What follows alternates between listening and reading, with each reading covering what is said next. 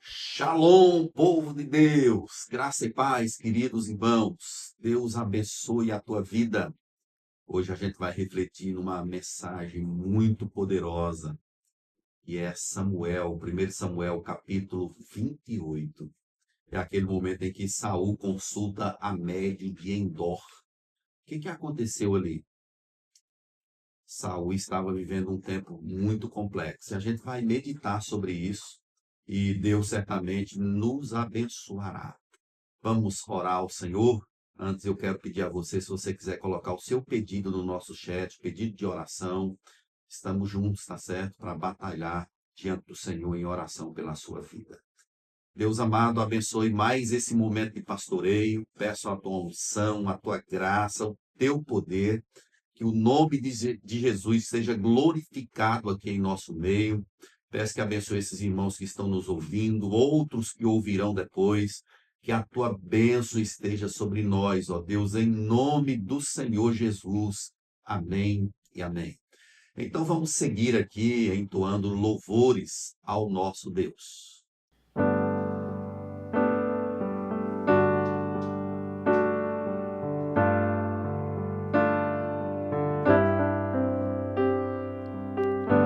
Louvado seja, Senhor, teu nome, entronizado entre as nações. Exaltarei a ti, Senhor, pelo que tu és, eu te adorarei.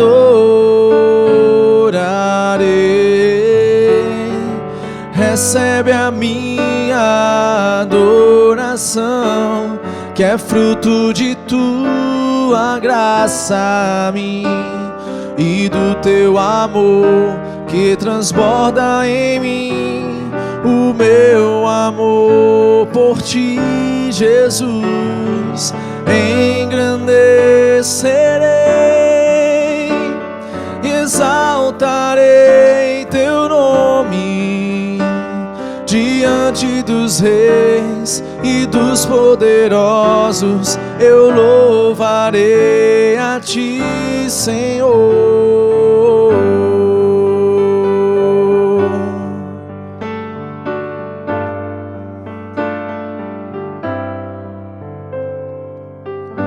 Louvado seja,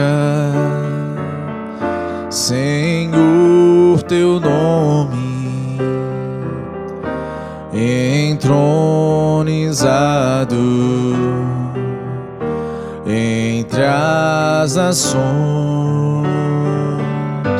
Exaltarei a ti, Senhor, pelo que tu és, eu te adorarei.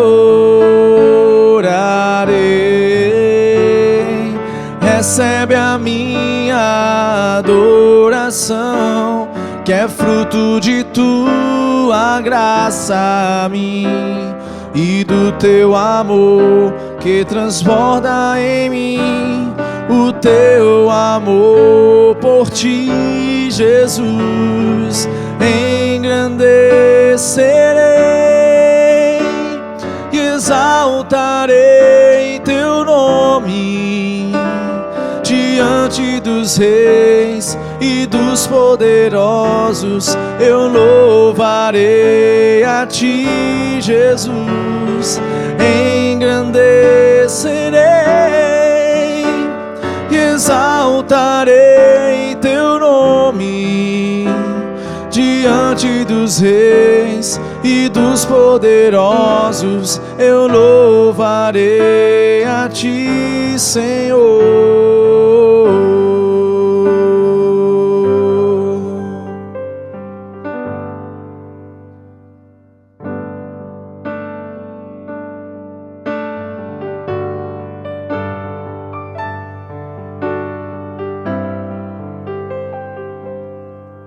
Só de ouvir tua voz, de sentir teu amor, só de pronunciar o teu nome,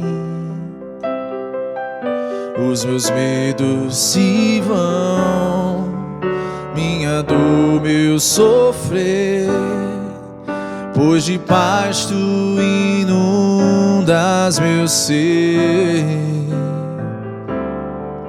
Só de ouvir tua voz, de sentir teu amor, só de pronunciar o teu nome, os meus medos se vão, minha dor, meu sofrer, pois de paz tu inundas meu ser. Jesus, que doce nome, que transforma em alegria o meu triste coração. Jesus, só o teu nome é capaz de dar ao homem salvação. Vamos no início. Só de ouvir tua voz, de sentir teu amor, só de pronunciar o teu nome, os meus medos se vão, minha dor, meu sofrer, pois de paz tu inundas meu ser. Cantemos Jesus. Jesus, que doce nome, que transforma em alegria o meu triste coração. Jesus, só o teu nome é capaz de dar ao homem salvação, é capaz de dar ao homem salvação, é capaz de dar ao homem salvação.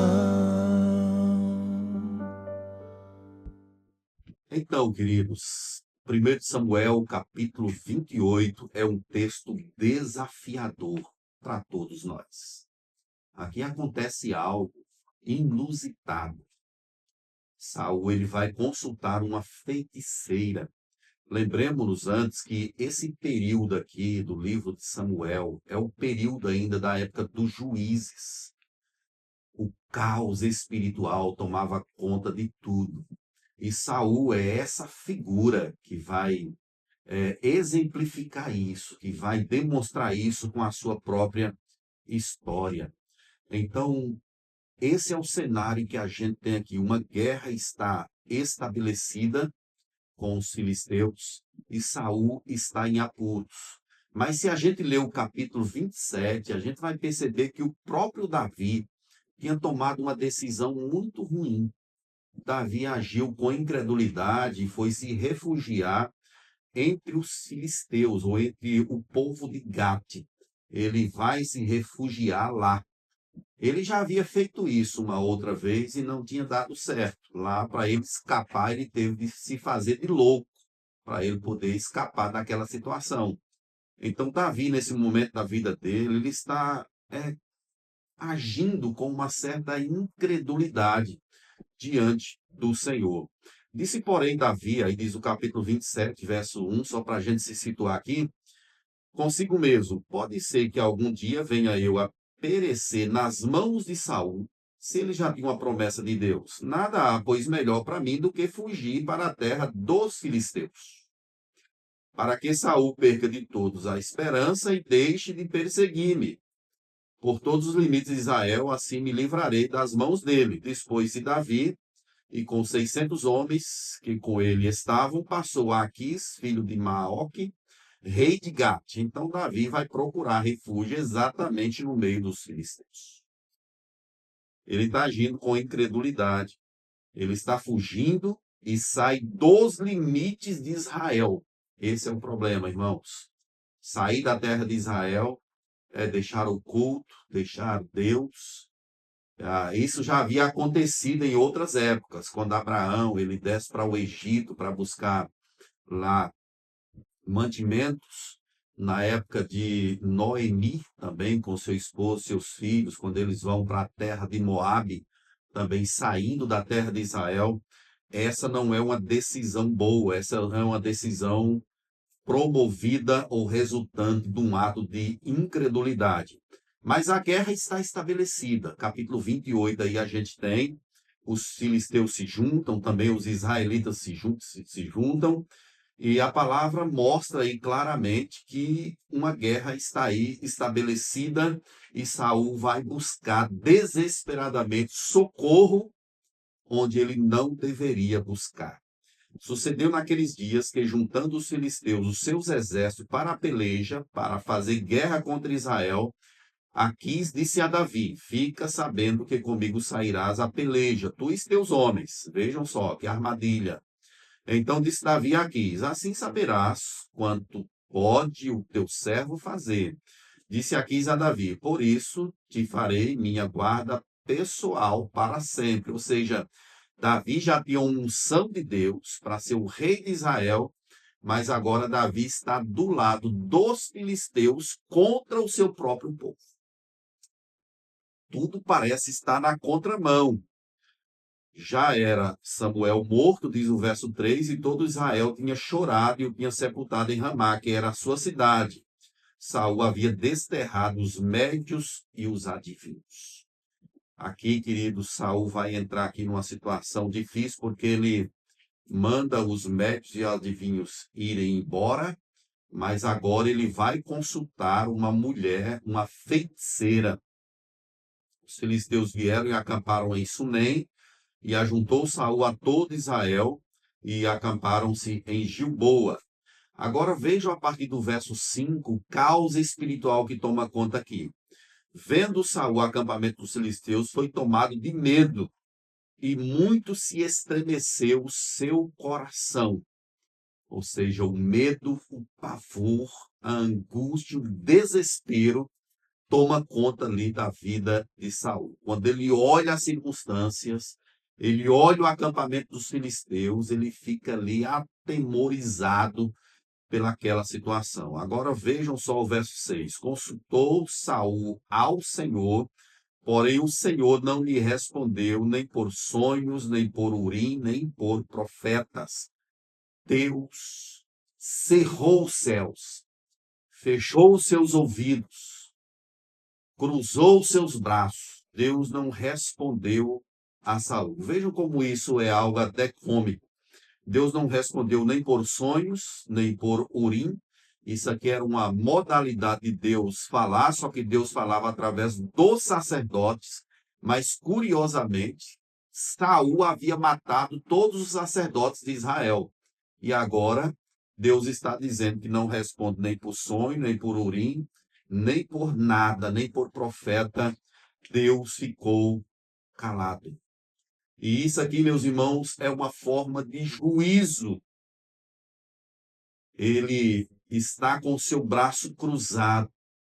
Saul entrou numa apostasia, a gente tem visto aí no livro do profeta Samuel, e Deus então resolve agora não falar absolutamente nada. E Saul ele entra em desespero.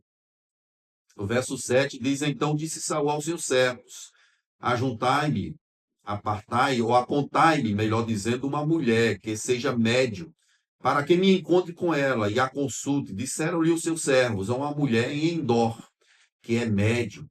Então ele está indo aqui num caminho de destruição total. Ele se disfarçou e foi ter com essa mulher. Por que ele se disfarça? Porque todo mundo em Israel tem medo de Saul.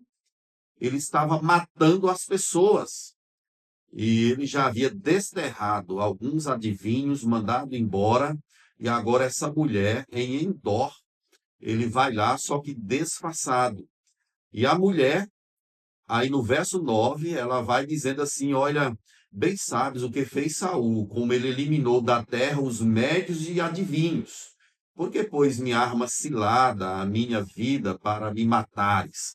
Ela estava com medo, apavorada, porque Saul já havia matado a um bocado. E agora ela não escaparia. O que acontece, irmãos? Saul, que estava ali disfarçado, jurou pelo Senhor. Olha o caos espiritual aqui. Ele não tinha autoridade para falar no nome do Senhor, mas ele jura pelo Senhor. É um mentiroso, um miserável. Tão certo como vive o Senhor, nenhum castigo te sobrevirá por isso. Então lhe disse a mulher: quem te farei subir? E ele disse: Samuel. Olha que negócio, irmãos. Negócio aqui muito complicado, né? Fazer subir a Samuel. Mas vejam que acontece algo curioso nesse texto. Vendo a mulher a Samuel, ela gritou em alta voz, e a mulher disse a Saul: por que me enganaste? Pois tu mesmo és Saul. Respondeu o rei: não temas, que vês? Então a mulher respondeu: a Saul, vejo um Deus que sobe da terra. Perguntou ele: como é a sua figura? Respondeu ela: vem subindo um ancião e está envolto numa capa. Entendendo Saul que era Samuel, inclinou-se com o rosto em terra e se prostrou. Será se um morto pode vir? Ser trazido novamente? Irmãos, existem muitos estudiosos que trabalharam esse texto de forma exegética. Ele não é um texto fácil. É um dos textos mais complexos e mais polêmicos que tem aqui na Escritura Sagrada. Porque se eu disser que foi Samuel quem apareceu mesmo, eu estou com um problema teológico difícil para responder, porque eu estou dizendo que alguém que está no céu veio novamente à terra. Mas percebam que isso aconteceu na época de Jesus, lá no Monte da Transfiguração, quando apareceram ali o próprio Moisés e Elias perante Jesus. Então, mas a questão que nós temos aqui é de uma questão satânica. Tem um apóstata, tem uma feiticeira que evocam ali Samuel, e Saul entende que é Samuel. Entendendo Saul que era Samuel, inclinou o rosto em terra. Lutero, ele afirmou que a suposta aparição foi um engano de Satanás. Essa é a visão de Lutero. Calvino suspeitou de uma ilusão da mente de Saul e da mulher abominável, que era a feiticeira. Então, eles não vão muito nessa linha, nem Lutero e nem Calvino, a respeito de que aquilo de fato era a figura de Samuel mesmo. Era uma aparição satânica, era uma ilusão de Satanás ali na vida de Saul, que já estava derrotado espiritualmente. Então, não era necessariamente a pessoa de Samuel. Mas, na sequência do texto, Samuel fala como se estivesse falando como um homem de Deus. Ele já havia pronunciado essas palavras anteriormente. Vejam só, irmãos. E disse Samuel a Saul: por que me inquietaste, fazendo-me subir? Então disse Saul: muito angustiado estou, porque os filisteus guerreiam contra mim, Deus se desviou de mim, e já não me responde nem pelo ministério dos profetas, nem por sonhos. Por isso eu te chamei. Então disse Samuel: por que, pois, a mim me perguntas, visto que o Senhor te desamparou e se fez teu inimigo? Porque o Senhor fez para contigo como por meu intermédio. Ele te disse: tirou o reino da tua mão e deu ao teu companheiro Davi. Como tu não desses ouvidos à voz do Senhor e não escutaste o que ele, no furor da sua ira, ordenou contra Amaleque, por isso o Senhor te fez hoje isto. Ou seja, é como se aquela figura que apareceu ali estivesse recordando o que Deus havia dito anteriormente. E aí o verso 19 tem a sentença: o Senhor entregará também a Israel contigo nas mãos dos filisteus, e amanhã tu e teus filhos estareis comigo. E o acampamento de Israel, o Senhor entregará nas mãos dos filisteus. Então, o texto, ele toma um ar de mais curiosidade ainda, quando o profeta Samuel, ali aquela aparição, vamos dizer assim, profetiza a respeito da morte de Saul que vai acontecer, e também dos filhos dele.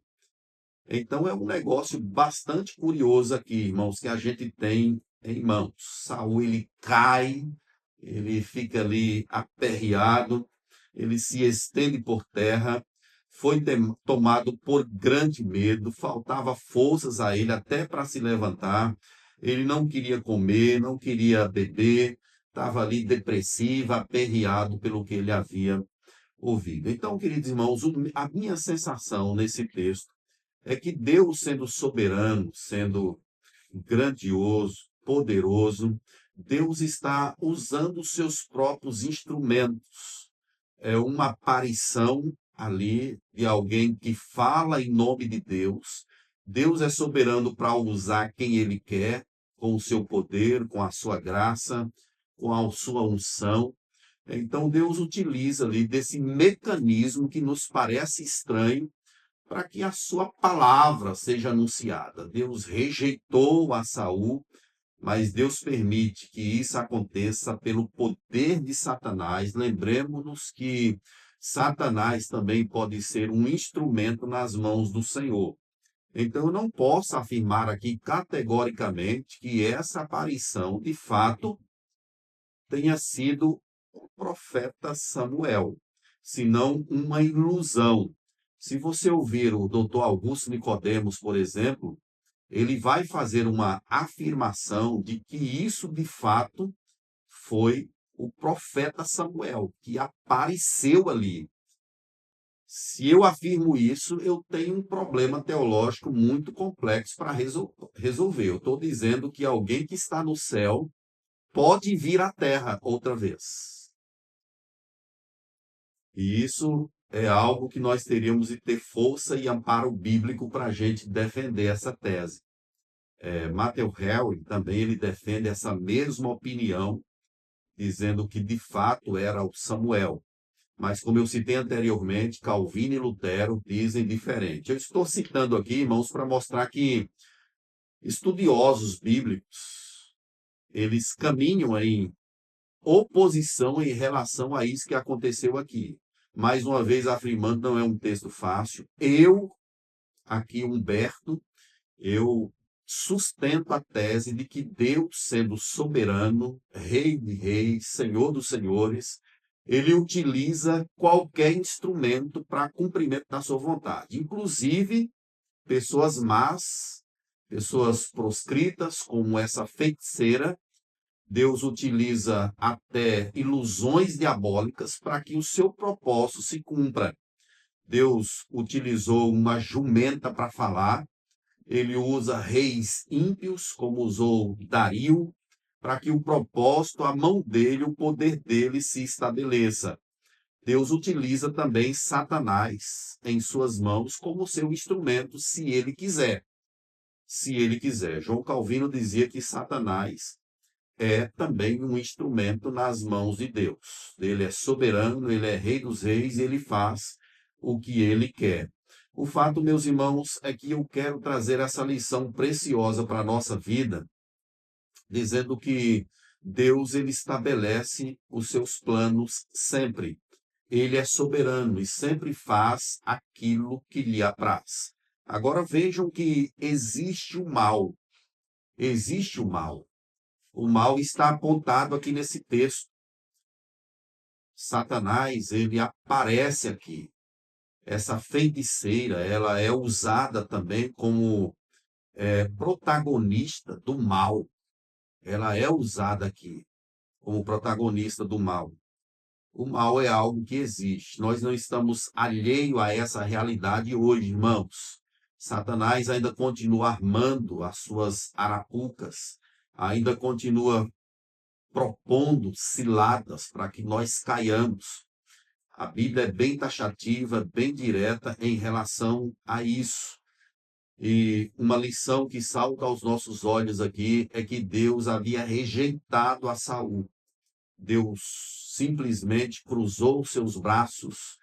Deus não quis mais Saul e estava agora usando os seus meios, a sua força, a sua soberania inigualável para estabelecer Davi como rei de Israel. Então, queridos, vejam que o texto ele é curioso, mas mostra um Deus que é livre, que é soberano, que pode usar o que quer, o que ele quiser, o caminho que ele quiser, a forma como ele quiser para o estabelecimento dos seus propósitos. Mais uma vez, eu quero chamar você para confiar nesse Deus, para entregar a sua vida a ele, para entregar o seu coração completamente nas mãos desse Deus. Querido, não fique procurando dar o seu jeito nas situações. Apenas entregue-se e confie em Deus.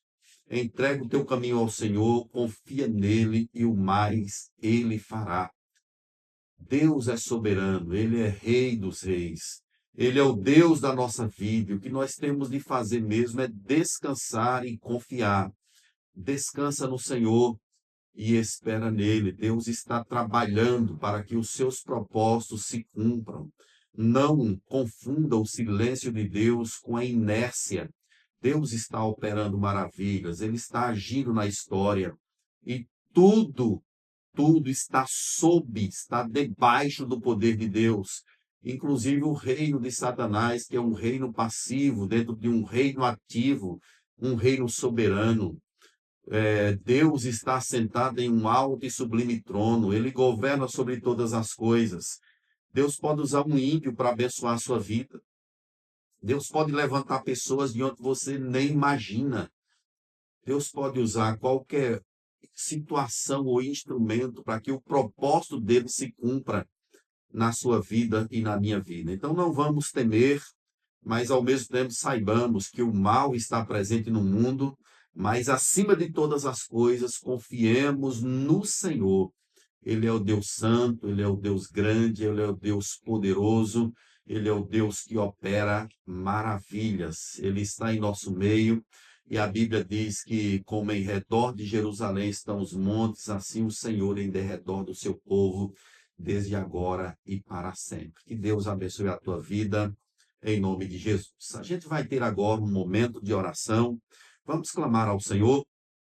Deus amado, colocamos as nossas vidas diante do Senhor. Pedimos por essa pessoa que nos ouve, outros que ouvirão depois. Senhor Deus, estenda as tuas mãos para nos abençoar. Sobretudo, ó Deus, o que nós queremos é confiar no Senhor, é entregar a nossa vida a Ti. O Senhor tem os seus meios, tem os seus instrumentos. Eu peço que abençoe as nossas famílias, as nossas casas, as nossas economias. Colocamos a nossa vida no altar do Senhor. 2026, ó Deus, já está aí. Pedimos a Tua bênção sobre esse ano, ó Deus, estamos iniciando o ano. Pedimos a Tua graça, a Tua bênção, refugie da Tua presença sobre nós. Que seja um ano próspero, abençoado, que o Teu nome continue sendo glorificado em nossa vida. Tire de nós o temor, ó Deus, nos ajude a descansar, a nos entregar somente a Ti e descansar, que o Senhor é quem está fazendo a obra. Não deixe, ó Deus, que nós busquemos mecanismos de incredulidades, mecanismos que nos levem para longe de Ti, mas que continuemos sempre na terra, no culto, na adoração, na glorificação do Teu nome. Ó Deus, obrigado por mais esse momento de pastoreio. Eu louvo a Ti por cada irmão que está nos ouvindo, também que ouvirá posteriormente. Em tudo que o Teu nome seja glorificado, em nome de Jesus. Amém. Vamos cantar mais um cântico de louvor. Deus abençoe.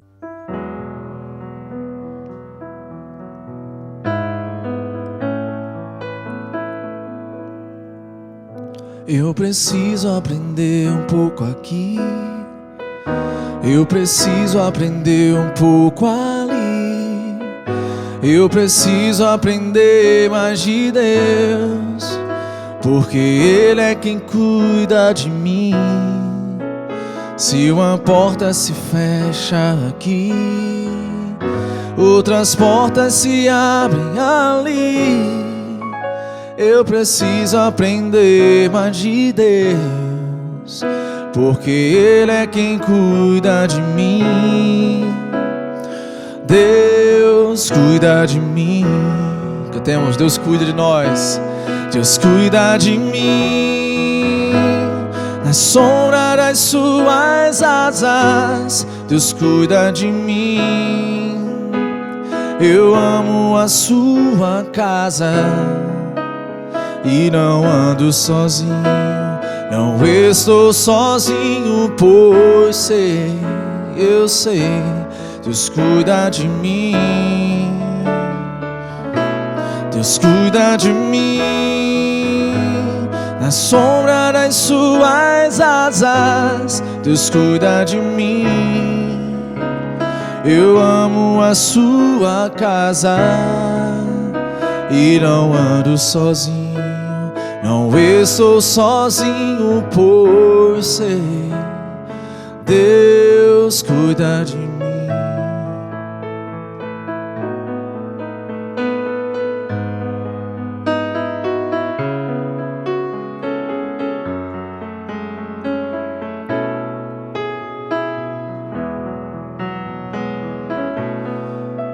Se na vida não tem direção, eu preciso tomar decisão.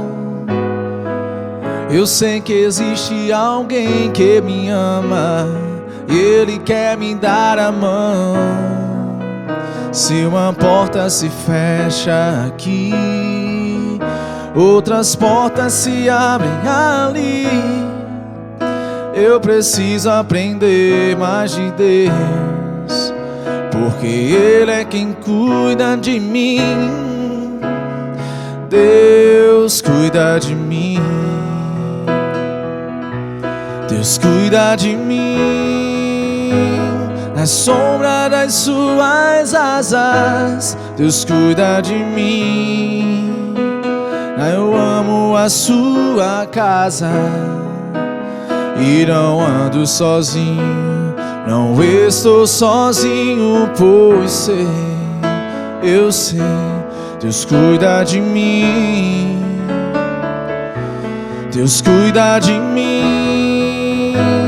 Na sombra das suas asas, Deus cuida de mim.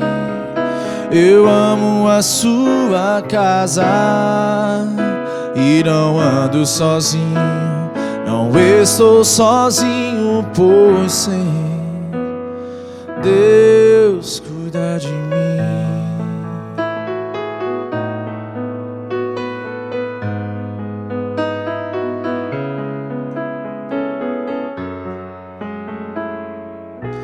Deus cuida de mim. Ok, querido, obrigado, viu? Deus abençoe a tua vida. Um ano abençoado aí para você e para a sua casa. Glorificado seja o nome do Senhor sempre em nossa vida, em nome de Jesus. Deus te abençoe.